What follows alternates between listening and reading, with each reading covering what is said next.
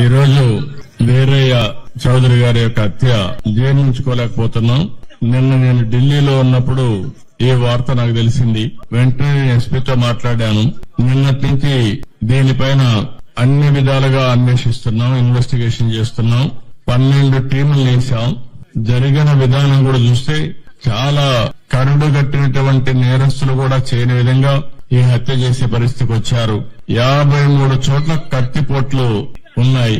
అంటే ఇది చూసిన తర్వాత ఈ రాష్ట్రంలో ఇలాంటి ఘోరమైన వ్యక్తులు కూడా ఉన్నారా అనిపిస్తుంది. ఏది ఏమైనా 12 టీంలు పనిచేస్తున్నాయి.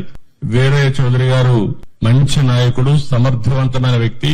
ఏదైతే యువగళం అప్పుడైతే 100 రోజులు లోకేష్ గారితో కూడా తిరిగారు. అదే సమయంలో అమరావతి రైతులు పాదయాత్రలో వచ్చినప్పుడు వాళ్ళకి అండగా నిలబడ్డాడు. అంతేకాకుండా పార్టీకి ఒక మంచి నాయకుడిగా, సమర్థవంతమైన వ్యక్తిగా ఇక్కడ పనిచేశాడు. ఈ మండలంలోనే ఒక 10,000 ఓట్ల మెజార్టీ సాధించే పరిస్థితిలో ఆయన ఉన్నాడంటే ఎంత మంచి నాయకుడు మనం అర్థం చేసుకోవాలి. ఆయన ఎన్నికలప్పుడు నేను ఇక్కడ చూడడమే కాకుండా చీరాల కూడా చూసుకోమంటే ఇక్కడ చీరాల 2 సమర్థవంతంగా చేసి 2 గెలిపించే పరిస్థితికి వచ్చారు.